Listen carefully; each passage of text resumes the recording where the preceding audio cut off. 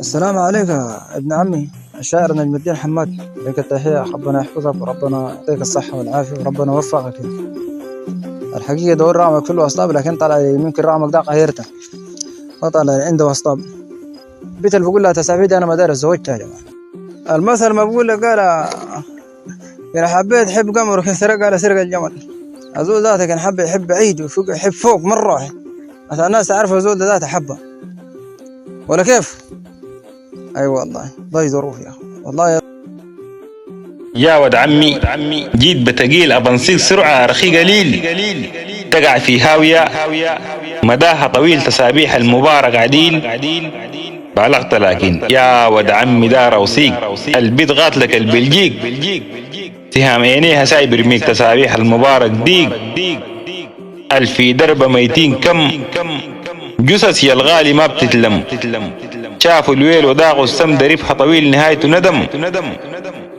والخبر اللي لقينا متين خبرا شين وليك حزين، ليك يا الغالي ربي يعين قال متزوجة ليها سنين. الله يعينك، شوف لك غير ألقى بديل دربها محال بضيع جيل.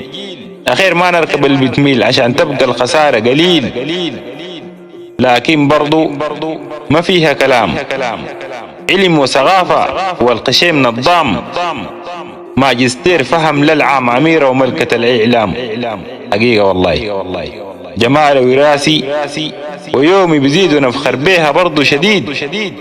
أديناها اسم جديد أمقروني الغالي بالتحديد، تستاهل والله تستاهل جدي الريل، شعر نزل الكتاف طويل، شوف المشية كيف بتميل المربوع القوام عديل.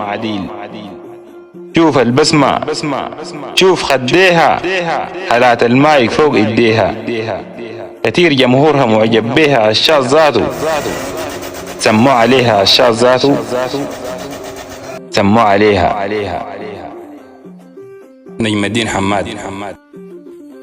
كل الجديد والحصري على قناة الشيخ العبيد الكناني.